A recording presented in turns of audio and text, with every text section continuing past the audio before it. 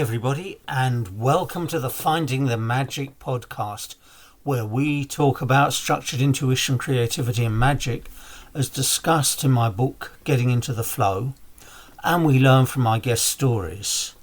This helps us broaden our view of reality and understand how magic is created and sensed so that we can create our greatest, truest life, that we can create lives that are purposeful and powerful.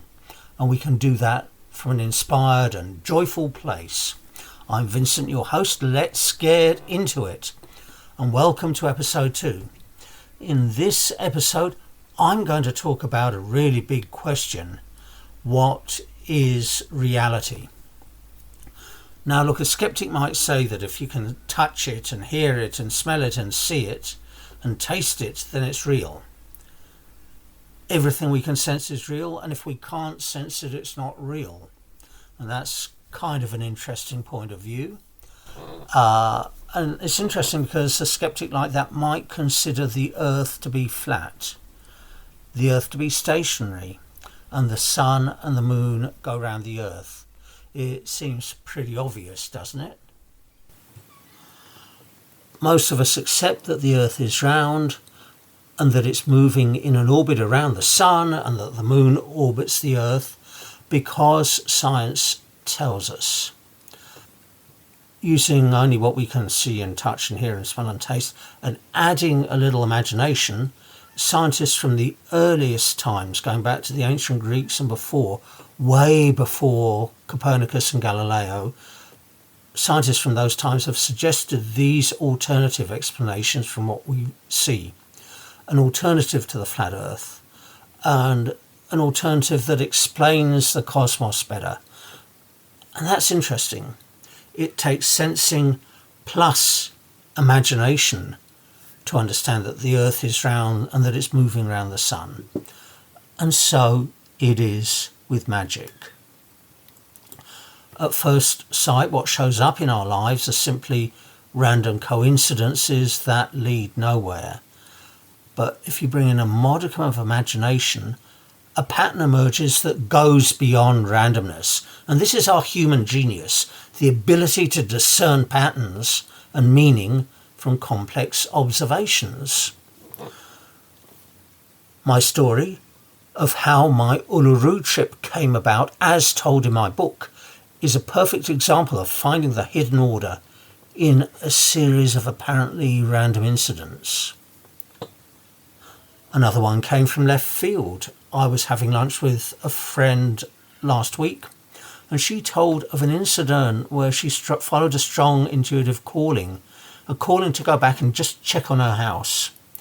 But then she couldn't do what she was planning, and so she did something else, and that led her by this fascinating indirect path into meeting a friend from years or decades ago. And it happened at a time and a place where neither of them had planned to be that day. I personally make a practice of noting the magic happening in my life. Not just noticing, but noting it, making a note of it. For example, this week I made a new friend who was brought up in a remote part of Australia that, coincidentally, I'm planning to visit probably in late April next year. We were on a call that was totally unrelated to this trip. Or was it? Well, we were supposed to meet there. The week before, I had a message from a friend who I haven't heard from in a long while, and who I feel is connected in an intimate way to the book's journey into the world.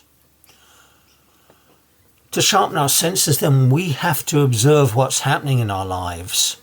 Often the magic will be obvious when it happens. Sometimes not, but we'll get feelings about it, we'll get goosebumps. We really have to notice and take note. And making a note really anchors our observational skills.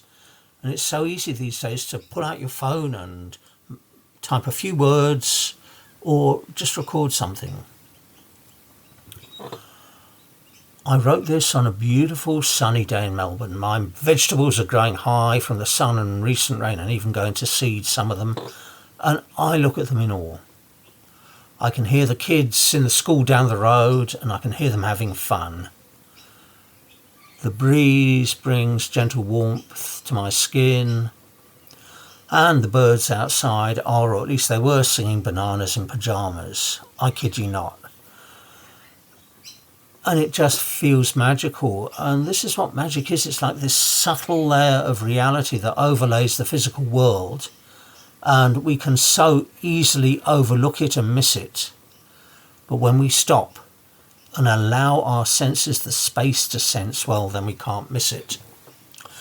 Now, if you'd like to know more about me, my work, my book, or Finding the Magic, or if you'd like to find out how to use structured intuition to create a vision for your life, create your life as you see it in that vision, and reach your true potential and greatness, much more than I can address in this podcast, then check out my website, vincentgmelling.com. There's a podcast button at the top that will take you to links to access the full list of podcasts, where you can get them, and where you can join the discussions of the episodes. There's another button for you to get the book. And if you're listening to this before February 2024, when it's to be published, there's a special early bird offer. And finally, there's a button for you to engage with me through the coaching and the training I run. So here's the website again, vincentgmelling.com. Thanks to all of you, thanks to the local birds and to the builders next door for the sound effects, and I'll catch you in the next episode.